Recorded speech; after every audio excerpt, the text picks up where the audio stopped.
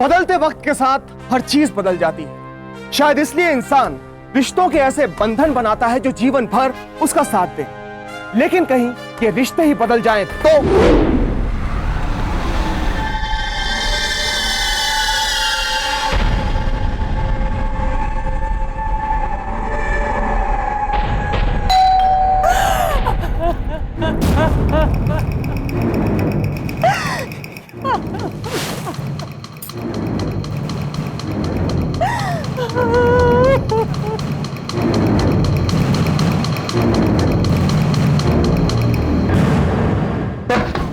Sir inspector साहब, आप sir please मेरे साथ चलिए सर। वहां पे किसी ने नीलेश का खून कर दिया सर।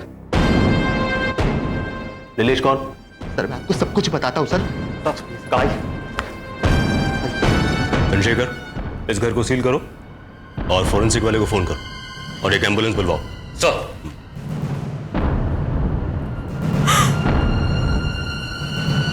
आई एम सॉरी, मैं जानता हूं ये जरा मुश्किल है, लेकिन नीलेश ने जैसे ही दरवाजा खोला 3 लोग अंदर घुस आए।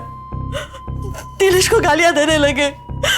उसमें से एक आदमी ने नीलेश को पकड़ लिया और दूसरे ने मेरे नीलेश को चाकू मार दिया। कह रहे थे कि मना किया था मोना से मत मिलना।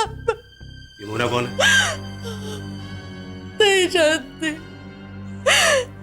1-2 बार फोन पे बातें करते हुए नाम सुना था। मुझे लगता है कोई क्लाइंट होगी। अच्छा, उस वक्त घर पे कौन कौन थे? वैसे तो हमारा नौकर दिनेश घर में होता है, लेकिन उस वक्त वो बाजार गया था।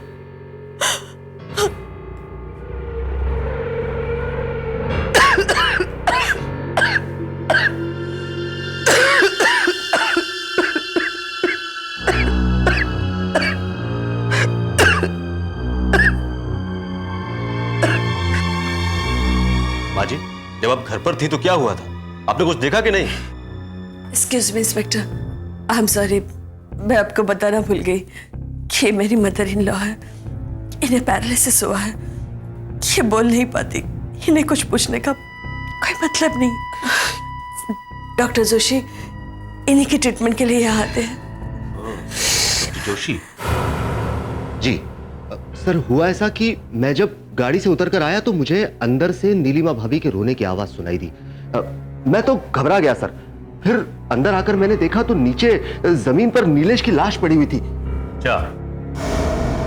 ओ, क्यों बे? तू कहाँ था जब ये सब हुआ?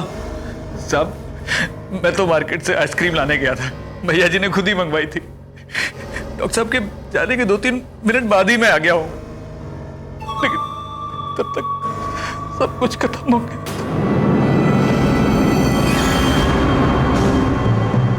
पुलिस ने इस मामले में मोना नाम की उस लड़की को ढूंढना शुरू कर दिया जिसका नीलेश के साथ तथकथित संबंध थे। पर जब उनके पास पोस्टमार्टम की रिपोर्ट आई तो अरे श्योर, ये रिपोर्ट ठीक है? यस सर, नीलेश की मौत चाकू के घाव से नहीं बल्कि गला घोटने से हुई थी। गला घोटने से? नजर में नीलेश की हत्या अवैध प्रेम संबंधों का नतीजा लग रही थी, इसलिए पुलिस सबूतों और गवाहों के आधार पर उसकी तथाकथित प्रेमिका मोना की तलाश में लग गई। लेकिन तभी कुछ ऐसे तथ्य सामने आने लगे जो इशारा कर रहे थे कि ये केस जितना दिख रहा है उससे कहीं ज्यादा पेचीदा है।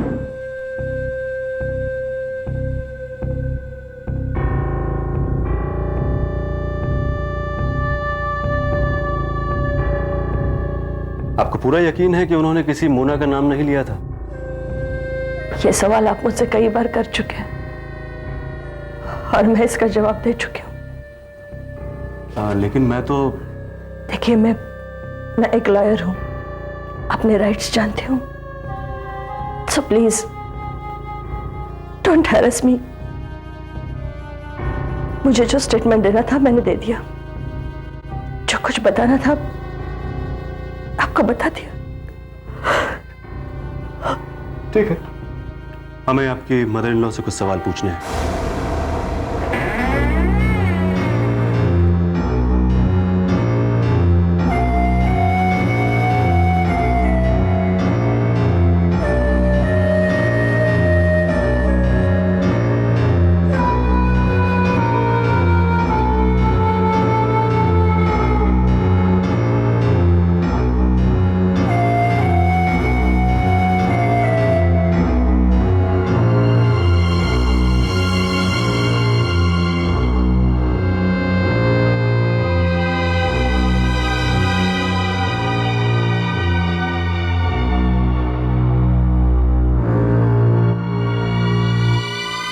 माँ जी, आपने उस दिन कुछ सुना था, देखा था उस दिन?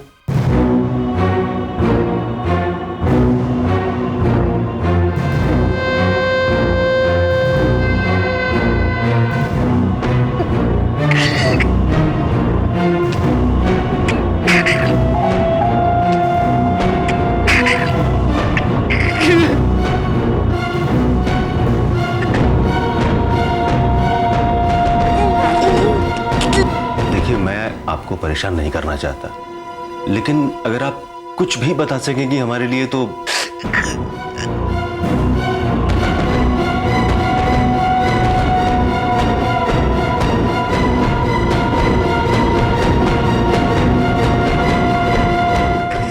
Enough! Enough! मैं कह रही हूँ आपसे, ये कुछ कहने की हालत में नहीं है। Please please leave her alone.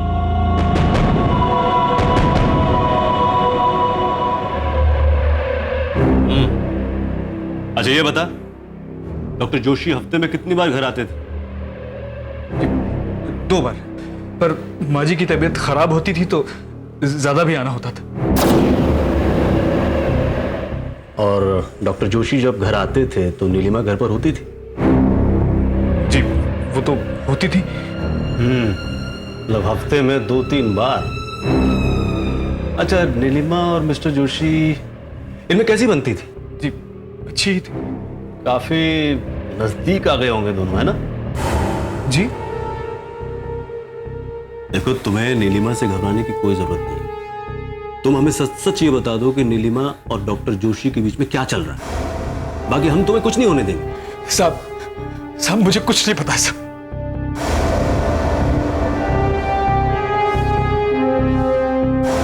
साहब अब मैं जाऊं साहब?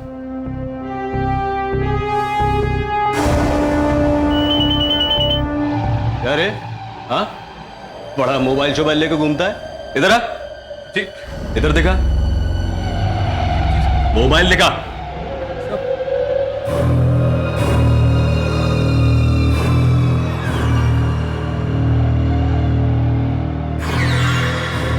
इसमें क्या बात है बे? किसका मैसेज है ये? साहब ये मेरा नहीं साहब, ये मोबाइल ही मेरा नहीं साहब। तेरा नहीं है तो किसका है बे? साहब ये वहां लाश के पास पड़ा हुआ था साहब। साहब भैया का तो था नहीं, वही लोग छोड़ गए होंगे साहब। सब गलती हो गई साहब, मैंने उठा लिया साहब। मैंने सोचा बेच दूंगा, कुछ पैसे मिल जाएंगे साहब। गलती हो गई साहब, बेच दूंगा।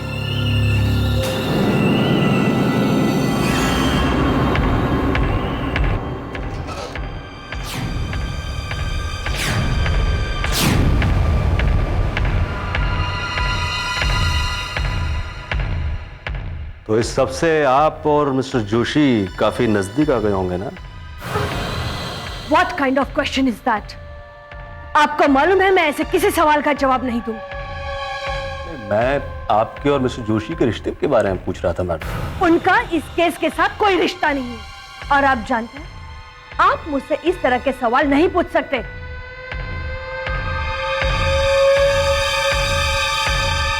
ये मोबाइल पहचानती हैं आप?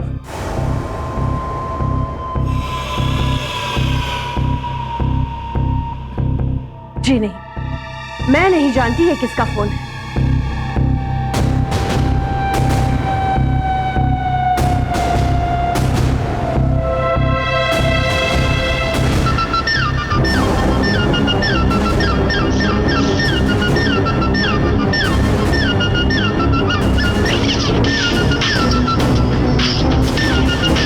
लेकिन ये मैसेज आप ही के मोबाइल से भेजा गया है मैडम।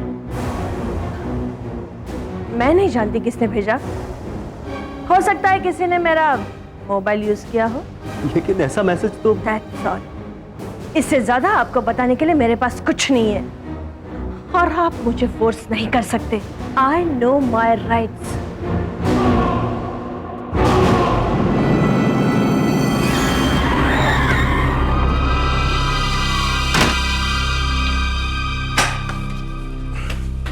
अरे इंस्पेक्टर साहब आप? हाँ मैं। साहब ये बता, मेम साहब घर पे है? साहब वो तो बाहर गई हैं, देर से आएंगी। साहब आप बैठिए ना, चाय वाय पिलाता हूँ। अबे चाय पीने नहीं आया हूँ यहाँ पे। ये बता, माँ जी कहाँ है? उनसे कुछ पूछ रहा है मुझे।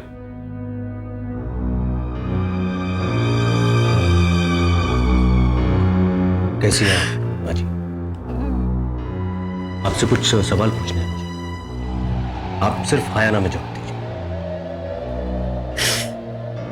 इस फोन को पहचानती हैं आप?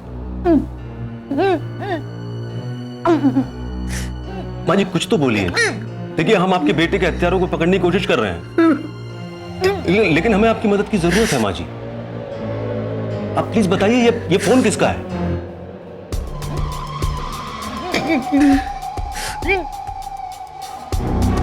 तो क्या आवेग में किए गए ज्यादातर अपराधों में अपराधी कोई ऐसी चीज को नजरअंदाज कर देता है जो पुलिस को उस तक पहुंचा देती है?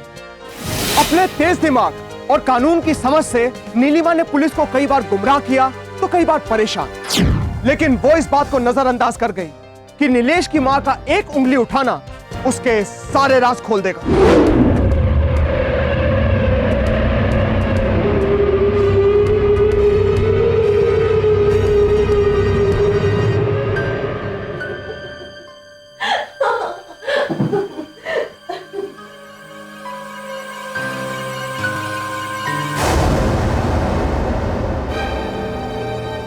क्यों पागल जैसी बातें कर रहे हो?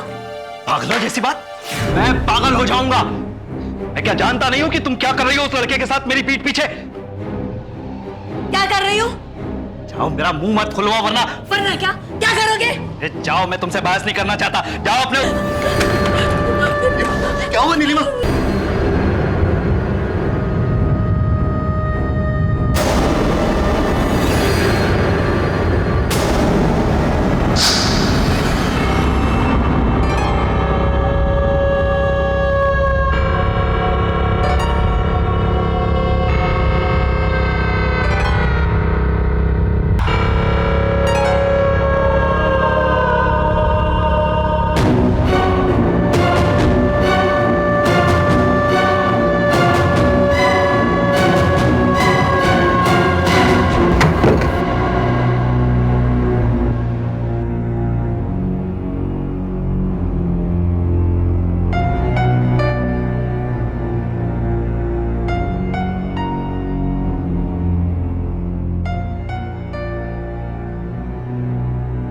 नीलिमा और दिनेश पुलिस की हिरासत में है। इस केस में पुलिस अपनी चार्जशीट दाखिल कर चुकी है और अदालत में इस केस की सुनवाई जल्दी शुरू होने की संभावना है।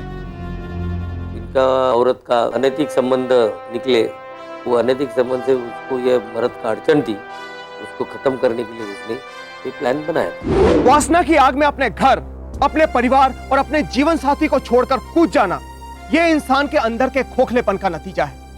ये आग कुछ देर तो गर्मी दे सकती है, लेकिन अंत में सब कुछ जलाकर खाक कर देती है। रोज देखते हैं टीवी पर, फिल्मों में, लेकिन असली हीरो वो कहां मिलता है? असली हीरो की तलाश में क्राइम पेट्रोल की टीम ने नवी मुंबई के वाशी रेलवे स्टेशन पर रचाया एक जुर्म।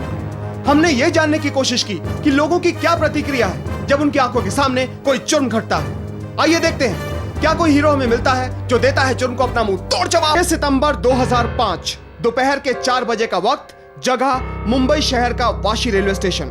एक लड़का और लड़की बातें करते हुए स्टेशन से बाहर निकल रहे हैं। तभी पास में आकर एक गाड़ी रुकती है और उसमें से 3 लोग उतरते हैं। उनमें से एक आदमी भागता हुआ जाता है और लड़की को जानबूझकर धक्का देता है। उसकी इस हरकत से लड़की के दोस्त और उसकी हाथापाई शुरू हो जाती है। लड़की बीच बचाव करती है और अपने दोस्त को झगड़ा बढ़ाने से रोकती है। लड़की और उसका दोस्त जैसे ही वहां से निकलते हैं, उस आदमी के बाकी साथी अचानक उन दोनों पर हमला कर देते हैं। तीनों बदमाश लड़के को बुरी तरह से मारना शुरू कर देते हैं। एक बदमाश चाकू निकालता है और लड़के पर वार करना शुरू कर देता है। लड़की मदद के लिए चिल्ला रही है। पास ही में खड़े 2 बहादुर लोग मदद के लिए आगे आते हैं और बदमाशों को रोकते हैं। अन्य लोगों की सहायता से तीनों बदमाशों को काबू में कर लिया जाता है। पेट्रोल के आज के एपिसोड के 2 असली हीरो हैं, मिस्टर जयेश और मिस्टर गौतम, जिन्होंने अपनी जान की परवाह ना करते हुए जुर्म को दिया अपना मुंह तोड़ जवाब। क्राइम पेट्रोल की टीम इनके इस प्रयास की सराहना करती है और इन्हें कैश प्राइज और ब्रेवरी अवार्ड प्रदान करती है। मिस्टर जयेश, बहुत बहुत मुबारक आपके। Well done.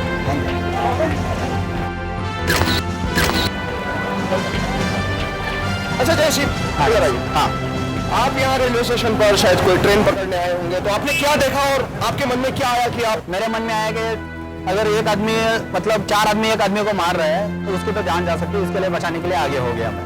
Well done. ये थे हमारे पहले हीरो और अब आइए मिलते हैं क्राइम पेट्रोल के इस एपिसोड के दूसरे असली हीरो से, मिस्टर गौतम। अच्छा गौतम जी, आप बात बताइए, आप करीब आइए।